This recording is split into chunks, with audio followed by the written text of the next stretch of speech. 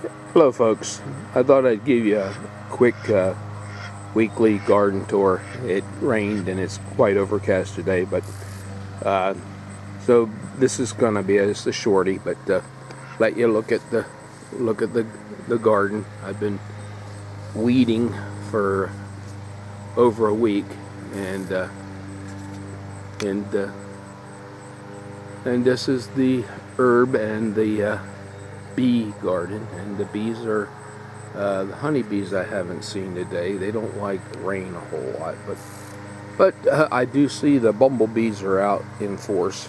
Not as much as yesterday before it rained, but you can see the flowering tobacco and then the blue basil, and there you can see.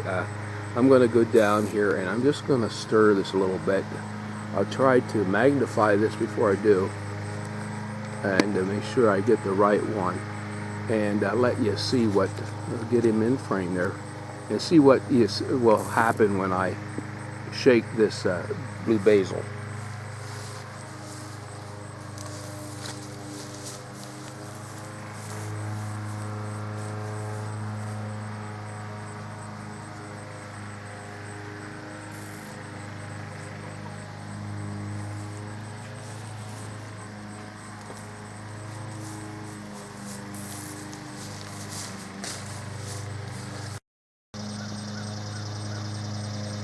We're down here at the side of the garden, and you can see, I don't know, you can see that this neck squash, heirloom neck squash, is just going all over the compost pile.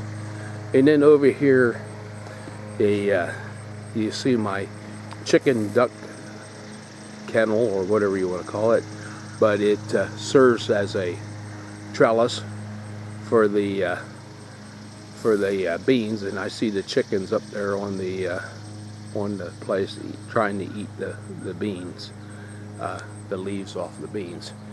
And there she is. I don't know if you can see her or not, but she's faithful. She gives me an egg every day, and you can see that works quite well for a bean trellis. That's yard-long beans. There's 3 different kinds there, and it's up over the top on the far side, up over the top on this side. The back side here didn't do quite as well, but that's because that squasher is up and the squash is climbing the trellis too. And then we zoom over here, and you can see my sunflowers, row of sunflowers, and it's growing the sunflowers not because I'm all that interested in sunflowers, but so I didn't have to build a trellis. And if you look there real closely, I'll try zooming in here closely. You should be able to see blossoms on it. That's the scarlet runner. The hummingbirds just love these things, and they're very ornamental. And it started blooming about a week ago, and everything seems to like them. They got red flowers, and they should start making some beans here real soon. Of course, you can see the sweet potato row 1, and in behind that, behind the hazelnuts, we got sweet potato row 2. And if it's not too muddy, I'll show you some of these hazelnuts that are on this bush, but I'll have to see once if I can get in. It was pretty wet. Thought I'd give you a closer look at the beans here going up, and the beautiful flowers on these beans.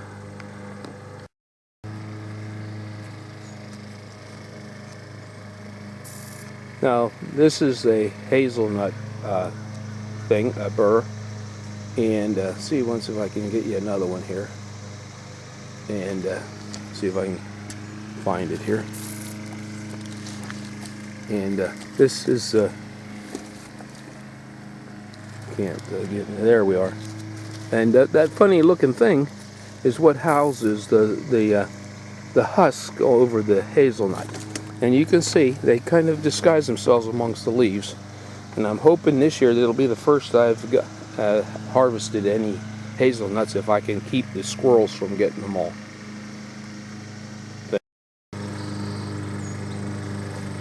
This is where the corn patch was, and you can see I just have a wee little bit down there, and I have that half row of string beans I had planted that are for later beans, and then I have I think 3 or 4 rows of string beans planted for fall beans, and down where the corn was I planted turnips. And here in Pennsylvania you have a small window for fall crops.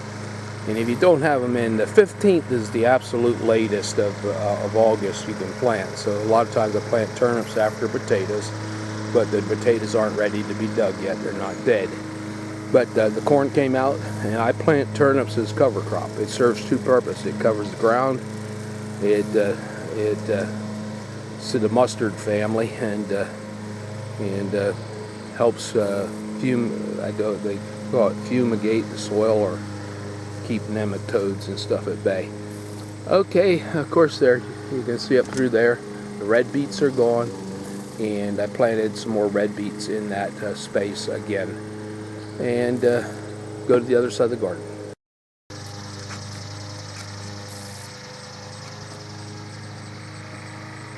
Don't know if you can see down there or not, but the butterflies are busy today, and of course we have the giant amaranth and of course there are some insects out today, but the African blue basil, there you can see down there the bumblebees just all over them. Yeah, my girlfriends. Okay, we'll go look at another angle.